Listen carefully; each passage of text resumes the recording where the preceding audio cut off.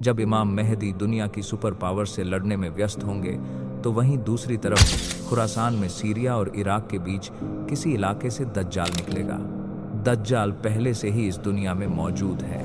एक दिन नबी सल्लल्लाहु अलैहि वसल्लम ने नमाज के बाद सहाबा से फरमाया कि मेरे पास एक ऐसा शख्स आया जो पहले ईसाई था, लेकिन बाद में इसने इस्लाम कबूल कर लिया। इस इंसान का नाम था तमीम दारी। वह अपने 30 साथियों के साथ समंदर में सफ़र कर रहा था। तभी समंदर में एक खतरनाक तूफान आया, जिससे इनका जहाज़ एक मिस्टीरियस आइलैंड पर पहुंच गया। जब वो लोग वहां पहुंचे तो उन्होंने वहां एक बालों से भरे हुए जानवर को देखा, जिसके आगे और पीछे के हिस्से का ही पता नहीं चल रहा था। तो उन्होंने उससे पूछा कि तुम क्या हो? तो उसने कहा, मैं अल जसासा हूँ। इसने उन लोगों को एक जगह जाने का कहा और बताया कि वहाँ एक इंसान तुम्हारा इंतज़ार कर रहा है। तो तमीम और इसके साथी वहाँ पहुँचे और उन्होंने एक बड़े इंसान को देखा जो कि जंजीरों में जकड़ा हुआ था।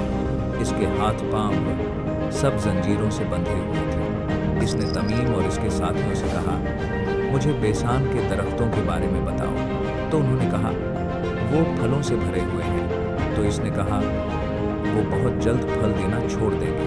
फिर इसने कहा, मुझे गलीली के समंदर के बारे में बताओ। तो उन्होंने कहा कि उसमें बहुत सारा पानी है।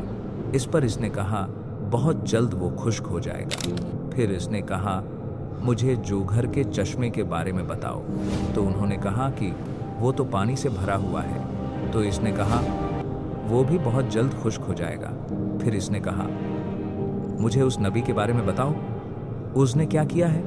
तो उन लोगों ने इसे बताया कि वो मक्का से जाहिर होकर मदीना चला गया है। तो इसने पूछा, क्या अरबियों ने इससे जंग की थी? तो उन्होंने कहा, हाँ, लेकिन अगर वो उसे फॉलो करते तो यह उनके लिए बेहतर होता।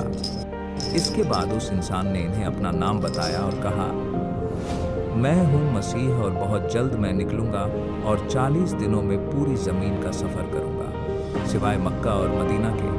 वहाँ जाने की मुझे इजाज़त नहीं दी जाएगी। इसके बाद नबी सल्लल्लाहु अलैहि वसल्लम ने सहाबा को बताया कि वो दज्जाल था, यानी कि दज्जाल पहले से इस दुनिया में मौजूद है, लेकिन बस इसका ज़हूर होना बाकी है। लेकिन सबसे इंटरेस्टिंग बात यह है कि जब दज्जाल ने इन लोगों से पूछा था कि बैसान के दरख्त कैसे हैं, तो उन्होंने कहा कि वो फलों से भरे हुए हैं। तो दज्जाल ने कहा कि वो बहुत जल्द फल देना छोड़ देंगे। बैसान आज फिलिस्तीन के नॉर्थ में एक हिस्टोरिकल शहर है, जिसे आज बेट शेहान कहा जाता है। कमाल की बात यह है कि आज वहाँ आबादी बढ़ने और पानी की कमी की वजह से एग्रीकल्चरल एक्टिविटी कम होती जा रही है, खास तौर पर खजूर के दरख्त, जो कि तकरीबन ख़त्म ही हो चुके हैं। इसी तरह दज्जाल ने कहा था कि गैलीली का समंदर भी खुश्क हो जाएगा। यह समंदर आज इजराइल और फिलिस्तीन के लिए फ्रेश वाटर का एक बहुत बड़ा ज़रिया है, जिसे लेक टाइबेरियस भी कहा जाता है। लेकिन पिछले 50 सालों से इसका वाटर लेवल डेंजरस लेवल तक नीचे जा रहा है। इसराइल की हुकूमत ने कई बार वार्निंग दी है कि क्लाइमेट चेंज और ओवर यूज़ की वजह से यह खुश्क हो सकता है। इसी तरह दज्जाल ने कहा था कि जुगर का चश्मा भी खुश्क हो जाएगा, जो कि आज जॉर्डन के डेड सी के करीब है।